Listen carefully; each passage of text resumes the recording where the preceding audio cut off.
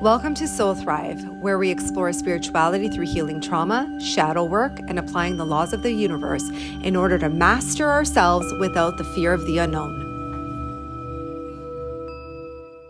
Guys, welcome to another episode on the Soul Thrive podcast. So today is a good topic, and I'm going to start off by saying, not all friendships are meant to last forever, but the ones that are will nourish your soul. A healthy friendship feels like safety, not performance. Can you take a guess of what we're going to be talking about today? Friendships. Can I add one more thing to that? Absolutely. I feel like friends also see multiple versions of you over the years. It's almost like death and rebirth and death and rebirth, and they kind of grow with you as well. Yes, there is a lot of that as well.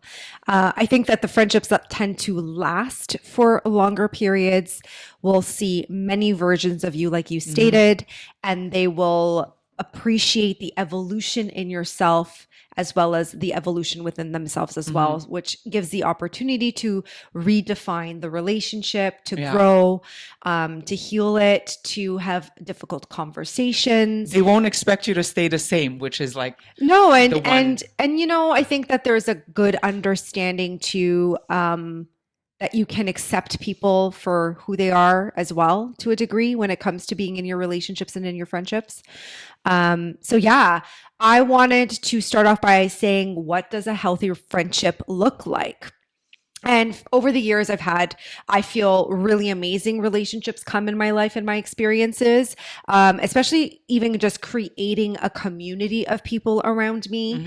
I think as I've gotten older, putting an emphasis on community and collaboration and just, you know, accepting certain things for what they are and people for who they are, and then helping also, I think, given the circumstances of the work that I do as well, you know, guiding individuals. I've guided some of my friendships as well throughout the time, but I really like what I've learned throughout the years when it comes to healthy friendships and healthy relationships in general. I think there's a lot of emotional safety, and I think there's a lot of mutual respect that comes with that. I do feel there is a lot of this giving and receiving in a healthy way without at times the expectation. I think too, they shouldn't feel transactional. They should feel very open to knowing your strengths, understanding my strengths, your weaknesses, my weaknesses. There's a healthy exchange between the friendship overall. I also like giving space in my friendships for, and I think this is a very healthy thing, giving your friends the space that they need to grow. I know with every stage, like you were talking about, the death and the rebirth, just even when your friend becomes a mother, you know, and giving them the grace in the period to kind of go through that process and maybe supporting them and also giving them the space that they need, because that friendship is now being redefined based on their own journey and their own evolution. Even if you think about a friendship moving away, right? Somebody traveling, going somewhere away for a job, giving them the space and the time to grow and adjust to their surroundings, to the experience of it. Yeah. I also feel too, one of the things that I love about healthy relationships is that there's a mutual trust. And I do feel like your soul and your spirit should feel safe enough to disclose your vulnerabilities without it being used against you in any way, or any form of manipulation. I feel like one of the big things that I look for is, do you have an ability to actually see my perspective? And do you have the ability to like understand me and see things from my point of view? So I guess for me, like, consideration is one of the big things. Now I know that's based on my trauma and all that other stuff, but that is one of the key things that I look for in a friendship at this point, because I also try to do the same. I think in the past, maybe I've done a little bit too much of like caring more about the other perspective than mine. Right. But I think what's become evident for me is, does the other person have the capacity to just understand the other individual? And I look at that even in multiple group settings, like when you have like different girls and in like a girl groups, it's like, are you jumping to conclusions right away? Are you able to actually see the other person for like who they are and what they're dealing with? Like, for example, they're a mother, like their life is completely turned upside down. They moved to another country. Their life is completely turned upside down. Are you able to not take that personally, or maybe a change in communication or a dynamic? Yeah, I also think it comes down to not feeling worried about the relationship changing or allowing the trauma of abandonment to kick in as well. I also feel like when we're talking about healthy relationships, there isn't a comparison. And there's definitely not this need to feel like someone else is succeeding and you're falling behind. I think like there's also that. I think healthy relationships really celebrate each other. And then above everything else, I think when I look at healthy relationships, they show up in your hardest moments. They do not abandon you no matter what at your hardest moments, even if they're going through their own successes in life, even if they're going through their own celebrations in life. When you have a good person in your experience that has been with you for years, who has shown you that they love you, that they value, that they support you, that they're there for you, you have to show up for them even in the moment of your happy moment. You could be celebrating beautiful things in your life. And if your friend's going through a really hard experience, you need to check in with them. You need to be there. And I think I learned through some really bad relationships in my life that when I was at my lowest and they were at their highest, I got dumped.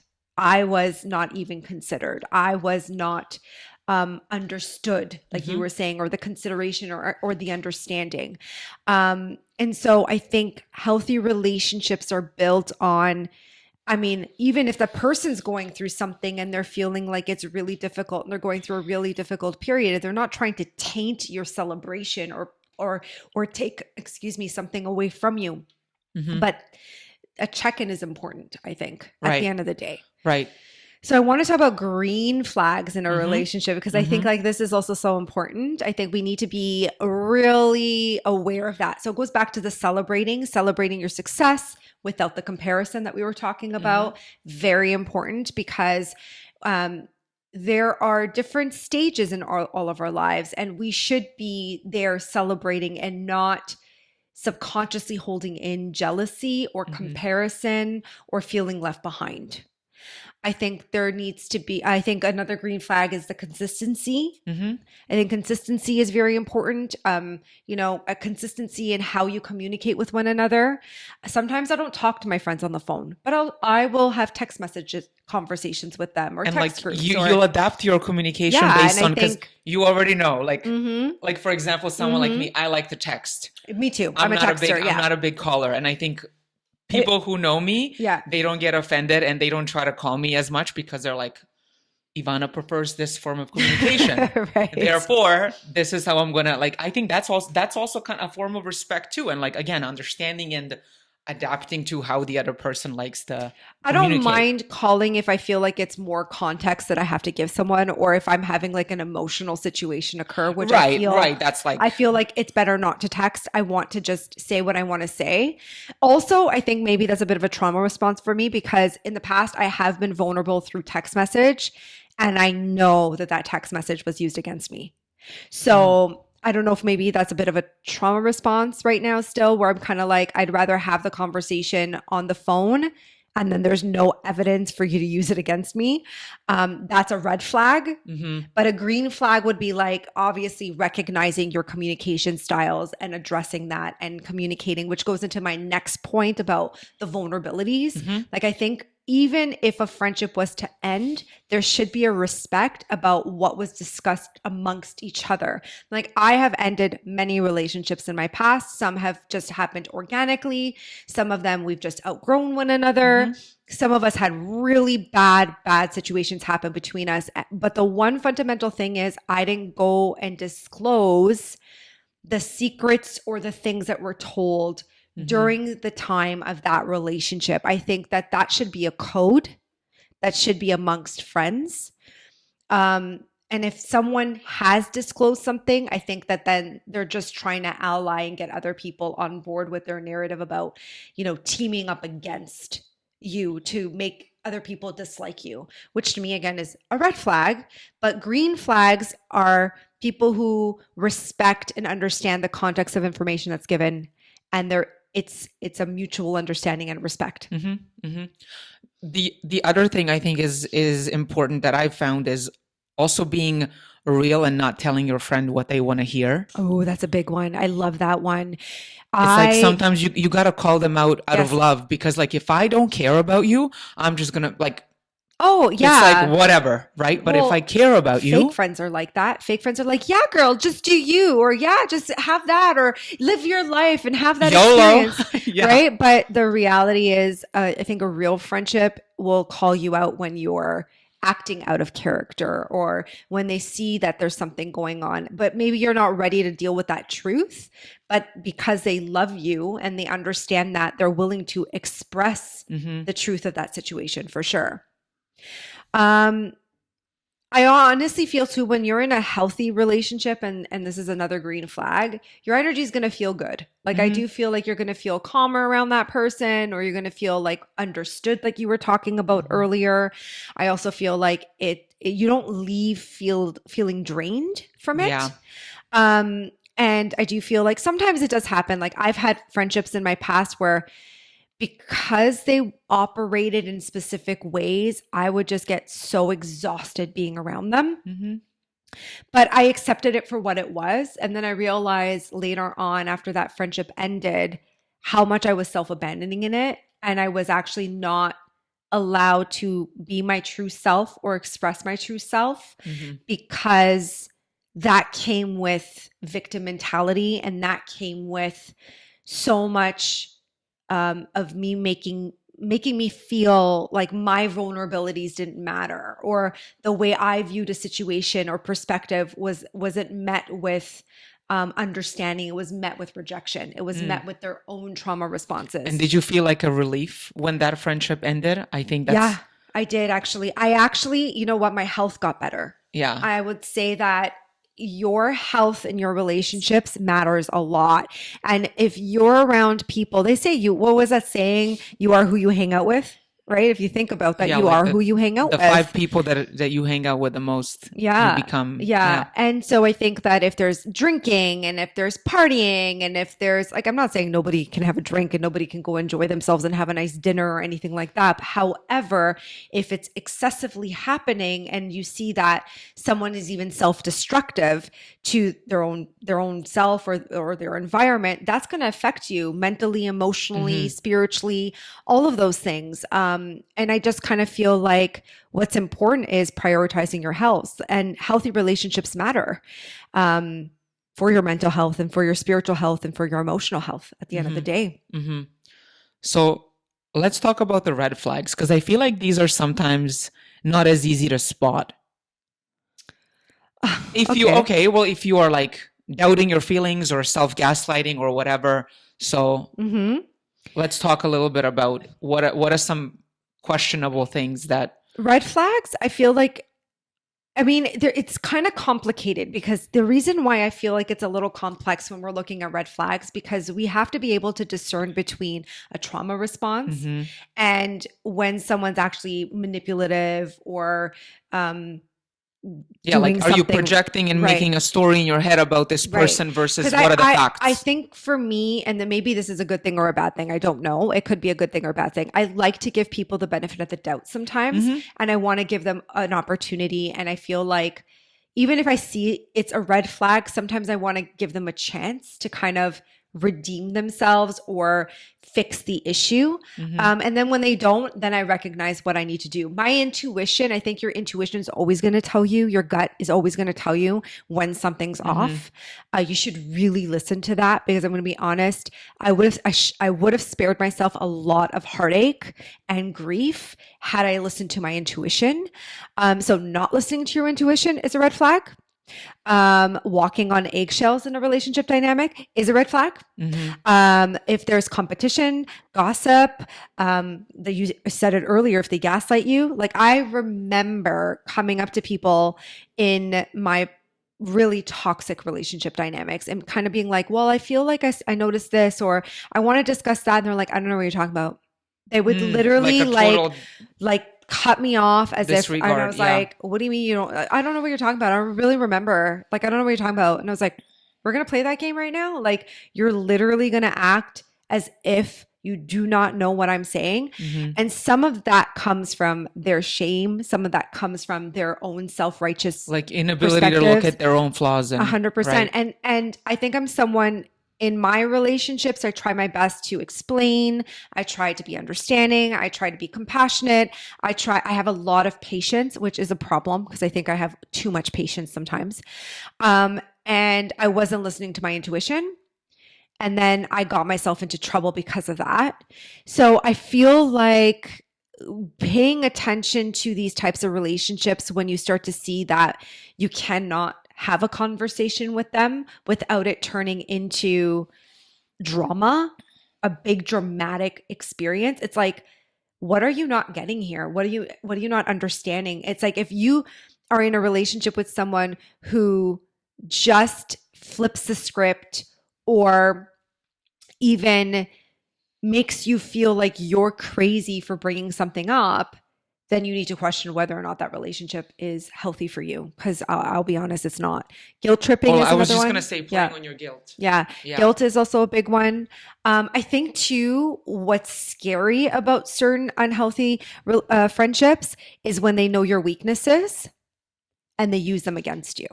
Mm-hmm. Like I said, the vulnerabilities, the things that you've disclosed, which is so sad because there's so many amazing people out there that want healthy friendships and relationships, but they've been burned by friendships before, myself Mm-hmm. included. And I'm so angry at those experiences because I can't be myself sometimes. Cause I'm always like, That's it. Yeah. oh, well, if I say this now, that person may twist that, then Yeah. go to somebody else and tell them something else. Right. And now I actually didn't even say it like that or didn't even mean it like that, but they've Mm-hmm. twisted the words. And now that person already had a preconceived notion about me. And now they are allying against Mm-hmm. me, which, I'm going to be honest, has been happening most Yeah. recently. But these are the things that I think that need to be, examined. And I have, I guess, regrets in certain relationships where I didn't pay attention to the red flags, where I thought I could trust these people or that friendship or that relationship, and then it got used against me. So you have to be, I guess, a little bit mindful. Like, Mm-hmm. I And like think, your energy, like I feel like your energy was going so much in that direction, Mhm. and you're always, and that just again, it feels it to me again. It goes back to consideration. Someone who considers you is going to make sure that there's an equal give and take in the relationship, and not where they're like constantly looking to get something from you to the point where then you feel guilty, like saying no. And again, that's like your own like trauma thing or Mhm. whatnot. Mhm. I also want to talk about transactional friends because Mhm. I feel like most people don't understand some of their friendships are only there and only present when they need something, your time, your attention. They want to access your resources. That's another thing. And they only check in when it benefits them. I had some friendships that only would show up when they saw I was succeeding in something. And so they wanted to benefit from that too, because they're like, well, wow, look what she's doing and look how she's operating. And they weren't around before, but they wanted to celebrate certain things after. Mhm. Transactional friends, I feel like, are very sneaky in a lot of ways, and you have to be careful of that. I think someone once projected to me onto me and said that I was a transactional friend, which was not true. I had enough, thank God I'm somebody who sits and gathers facts. They definitely were in a lot of ways, where it was like when it benefited them, all the things that I had to offer them, all of my time, all of my energy, all of my resources, and then they got what they wanted, they were gone. Mhm. Right. And that is really shitty quality to be. And if I think people have to examine when they're acting that way, like when you're just messaging someone because you know that they're going to give you the time or they're going to give you that experience or that thing that they need versus, hey, how are you? How are things? And maybe they'll even add, how are you? How are things? Maybe they'll start with that. I Right? love it. That's my Right? favorite. How are you? Oh, by the way, I Yeah. saw that you got this job. Can you hook me up? Yeah, that's not, I mean, that can be a bit transactional, or somebody who's keeping score. Yeah. You know, somebody who's holding on to, I did this for this, I did that for that, and I'm keeping that, I'm banking that, and I'm coming back because you owe me this now. Mhm. Right? So these things are also things that we have to examine. Have you ever been ghosted in your friendships? Has anyone ever ghosted you as a friend? Like, I feel like I've had friendships just drift apart where like things didn't need to be said. yeah. I had recently, the last year or so, someone just ghost me. And I thought to myself, I mean, first of all, anybody who ghosts you is emotionally immature. There is literally no maturity when it comes to individuals who ghost people. And this isn't protecting your peace. This isn't because you managed to get away from a toxic relationship. It really just comes from the fact that they don't have the emotional capacity to deal with what type of person you are and the truth that you're going to bring into light. And this is also, I would say, even like if you're talking about dating relationships as well. Yeah. Right? If someone ghosts you is because they know that you're so real and so honest and so truthful with and what your expectations are. They know that they can't emotionally meet that, nor do they want to. They don't want the responsibility. They don't want that reflected back on them. They just want to escape themselves. So, and then often it's because they know that you're going to bring up like the truth of what's going on and they don't want to hear it. So I think that people who ghost people, or especially in friendships or in a relationship, I mean, that's a very poor quality to do to somebody. Just say the truth. Just acknowledge what the problem is. Send a text message. Yeah, like, hey, this isn't working out anymore. You know, I wish you all the best. Right, whatever it may be. But to ghost someone with zero to no explanation is emotionally immature. And there's other underlying motives there too. There were reasons why that person did that, and they took their opportunity and they ran with that. And I was like, interesting. Which falls into like the category of fake friends, right? Which I'm sure we can all take a moment, take a breather, and like I'm sure that you have people in your own mind or your own head that you've had experiences with, and then you realized, oh my God, I held this person in a specific value or a specific status within the relationship, and they did not with me. That's like one of those like awakening moments where you're like, wow, I didn't even register that I held you in this regard and you held me in that, which is crazy. I think fake friends also mirror your personality. This is a big one. That's kind of psychopathic if you ask me. But I mean, I think fake friends because they want to be accepted into whatever the little clique or the group or the experience may be, they'll start to adapt certain behaviors so that they mask what their underlying intentions actually are. And so mirroring is a very big thing. You know this because you know when you do a job interview, they're like, mirror the person. If they cross their legs, you cross your legs. Yeah, that's NLP because at there's its a core. chance for more of that being acceptable and you getting the job. What do you think it is when it comes to fake friends? They do the exact same thing. It's to make you trust the person. Exactly. Basically, that's the flattery. drop your defenses. Yeah. So fake friends will over compliment. I always say this. When I hear someone excessively, overly complimenting me or flattering me, I'm always like, what's your intention? Like, what's your underlining motive here? That's my idea. But deep down, I think subconsciously, there's a lot of envy and jealousy. And that's why they're excessively complimenting you. That's not to say that people don't compliment people. Like I compliment someone, I'm like, "Oh, you look so good," or "You all look so nice," but it's not excessive. I don't compliment enough. Compliment? I don't think I do. Really? Yeah. I mean, you always compliment me, but not in like a negative way, not in an excessive way. You do it in not like, "Oh, I really like those jeans on you," or like, "Oh, your hair looks really nice," or and vice versa. I think like that's healthy. You should be able to say that your friend's a beautiful person Mm-hmm. but this is more like, oh my God, you're so amazing. And, la, la, la. And it's like, it doesn't feel Yeah. genuine. It No, feels yeah. ingenuine in a lot of ways. Um, so I also find that fake friends will disappear when you're thriving. Because misery loves company, right? Misery loves company at the end of the day. And sometimes we think to ourselves, okay, what's up with that? There is also fake friends will copy your work and they will give you Mm-hmm. no credit Mm-hmm. for the things that you did. Been there, seen that happen with me before. Um, they will drain you and they will try to access your connections. Mm. It's another big thing. Yeah, that goes back to that using aspect, Yeah, right? and fake friends don't apologize. They don't apologize, they just avoid. Or the I'm sorry that you feel that way. Oh, that's not an apology, guys. I think we should do a whole podcast episode on what apologies actually sound We like and should. look like.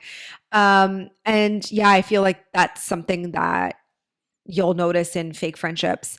Mm-hmm. I also feel like friendship betrayals play a significant role. Yeah. You could lose a friend and it can be super painful. It actually may even be more painful than a romantic loss. I was gonna say, I think Friendship loss is hard. yeah, some of the friendship losses I've had, I think they hit me harder than Oh any my God, man. me too.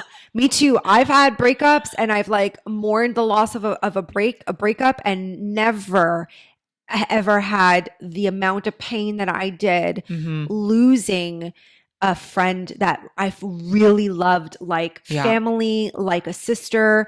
I had a couple of big losses like that throughout my life, and Mm-hmm. I'm still mulling over it. Like I'm Oh, still yeah. trying to figure out what the grief of all of that is, and I have my highs and my lows with that because it's still so difficult to yeah, it's like Yeah. that grief is a process. Mm-hmm. It's like they played such a big part of your life for so long. Well, you have shared memories. Yeah. You shared beliefs together. You had went the on idea. vacations You together. went on You spent- vacations yeah. together. You spent time together. You shared your innermost secrets together. You even had the idea of growing old together. Mm-hmm. Like, you know, we always say to ourselves, like, we really have this idea of like structuring our friendship groups in a specific way. And, you know, when I bring someone into my life, and this is something that I've had to be very mindful of more so now, when I would bring someone into my life, I'd make them family immediately. Like I would welcome them into my home. I'd welcome them into my life. I'd share my secrets with them. I'd share because I was like, oh, well, like I value so much. And then I Mm-hmm. learned throughout the years that no, it's not being reciprocated. It's not the same as I thought it was. I also feel like obviously friendships break up. Yeah, and I think the older I get, the more I'm okay with that idea because not everyone's going to be able to evolve with you throughout your whole life. Like think about like we talked about how many different versions of you go through from the time that you're born until the end of your life. And if you're evolving, you're changing. And sometimes they say you're a different person or you changed, and it's like I did. Mm-hmm. I changed my mind. I changed my opinion. I changed the way I operate. I changed the way I live my life. I changed my values. I changed what's important to me. I changed how I want to interact with people. And that's okay. And if we're no longer a match, that's also okay. It doesn't mean that I hate you. No. It's okay to lose them. Yes, of course, we'll grieve them, but it's totally okay if they've come in for a season. And I feel like with some of my friendship endings, I've had some of the deepest realizations of like where did I play a role? Mm-hmm. What like why did I attract that dynamic in the first place? Yep. How could I be better moving forward? Like what I could have done, like where I made a mistake, and like we're not perfect. Nobody's perfect. No, like we're all human. But I think I'm actually very grateful for some of the hardest friendship breakups at this point Mm-hmm. because they've taught me so much about myself and like where I fucked up Yep. and where I'm like, I'm not going to do that again. I also think too, from the flip side of that, it's also registering where you didn't fuck up. Fair. You know, because like at the end of the day too, it's not always you're fucking up. It's also the other person has to reflect on their fuck up, you know, and there's sometimes, two sides, right. And three sides to the story, and right? sometimes Yeah. they don't. They Yeah. they villainize you. They create more narratives. They create more drama, and that sucks because like you can end a relationship and just move on. Like, why do we have to be dramatic? It doesn't. And if I see you in public, I'll say hey and keep it moving. Like, Yeah. And if you are respectful at when the Yeah. friendship ends, but like it doesn't have to be the circus following No. And I think like I think the older you get, the easier to conflict resolve happens. So like knowing that, let's say for instance, you couldn't hold space for this anymore, right? Like you just couldn't. Having the conversation about what that looks like and saying, you know what, this sucks. I get that you have changed and I guess I haven't. Then, but it takes the person to have personal awareness too, you and know? And I think that most people need to get to a certain point to understand that as you evolve as a person, the conversation matters. I think the conversation of where you both stand, especially if the friendship was something that was really important to you. I think that you have to have honest conversations about discomfortable situations or uncomfortable situations, and then decide where that goes. Yeah. You know, and that's okay. And sometimes, yes, like I said, I've had relationships that are just, we outgrew each other and we organically went our way. But if I saw them down the street, Yeah. I'd be like, hey, oh my God, how are you? Yeah. No animosities on my end. Hopefully no animosities on their end. It just was what it was. People just went their separate ways. And I've had other relationships that didn't end like that. And they Yeah. were awful. And I had a lot to blame and of my own stuff. And I think they also need to reflect on their own things too. And that works both ways. You know, that's just how it is. I think boundaries, not blaming other people. I'm not blaming anyone, not to be blamed either. I think that also is the emotional maturity in relationships, conflict resolve. And like if you have that conversation, like I also feel like if you have a conversation, that should be enough. Like then it's the other person's job to reflect on what you're saying to them and not take it personally or project on you. Because here's the one thing that I found, and this is my own thing that I think is related to my own trauma.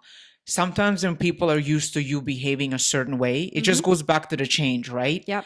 And you're like giving, or maybe you're like overly accommodating, or maybe you're always like keeping the peace. And then when you actually come out and you're like, no, they're like, oh, like I've never seen that side of you. Listen, I'm gonna shift a perspective here so you can understand something. At the end of the day, when we're looking at that was your fault to begin with because you weren't executing your boundaries from the 100%. But so the no that you're saying is jarring to that person, and you're not also giving them the opportunity to understand you because you didn't understand yourself. And you didn't, right? You didn't execute your own boundaries for at that years. time for years. Yeah. And then all of it. So you can't expect someone not to have a really massive response unless the person was abusing you and manipulating you and was a narcissist in the relationship. By you saying no with no context to someone who has always had you in a specific way and the relationship dynamic has been a specific way and they don't know any different other because you haven't communicated that, that's your fault. But eventually when you do communicate and explain how you're feeling. Yeah, but then you have to give people the grace and the space to adjust to that too. I think that there's a period of like, okay, so you've recognized you don't want to be a people pleaser anymore. Right. And I didn't realize that you were people pleasing, let's say, hypothetically, right? Well, I think that's something we hear often in friendships and like having that conversation when someone starts their healing journey and they stop people pleasing. Okay, how do you address that in a friendship, like in this situation? So in that situation, you have to sit the person down and literally explain in detail what it is that you do and how they've been benefiting from it.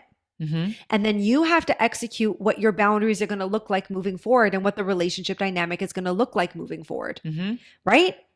And then you got to give that person time to absorb and process that. You can't just be like, oh, well, they don't understand it. They're going to fuck up a few times. They're going to make a mistake. They may violate that boundary again. But if they're doing it from a place where they really don't give a shit about what you've said, then then it's your turn to walk away from that, move on. It is what it is. Or it's like nothing has changed. Nothing is changing. But if you're not communicating it and then you're calling that person toxic, you're actually more toxic than the person that you're talking about being toxic. Because communication, you telling people how you want to be treated is big, Mm-hmm. right? That matters more than anything else. Like, I want to be treated with respect and kindness. You don't have to like me, but at least be respectful. Yeah. Right. And if I'm not met with that respect or that kindness, and I've stated that to somebody, and they do it again, and they do it again, and then they lose access to me. Mm-hmm. And that is healthy. Mm-hmm. But we are so quick in society right now to just cut people off without giving them a chance. Like, I'm just saying, examine certain things sometimes before we jump into the conclusion that that relationship is operating this way and you're just annoyed. First of all, you have to check in with your own personal annoyances at the end of the day. Mm-hmm. You dysregulated, you violating your own boundaries. How have you self-abandoned? What are you doing? How are you also contributing to being toxic in yourself? Mm-hmm. And then how is that falling into your relationships as well? Because the people pleasing is a toxic trait too. That's basically manipulation because you're trying to get your needs met that way. Yes. So you play a role. Yeah, that's what I'm saying. Like I've had a lot of reflection about that because I know that people pleasing has been a big thing that I've operated with for a long time. So yeah, I think, to kind of end this, I feel like some friendships teach you how to love, mm-hmm. and then some teach you how to let go. Yeah. And both are true. Yeah. And all of those experiences are, I think, beautiful in their own ways. And you can reflect and get the lesson and move on so you don't keep attracting the same. Well, that's a whole other conversation, isn't it? Well, All guys, right. thanks for tuning in.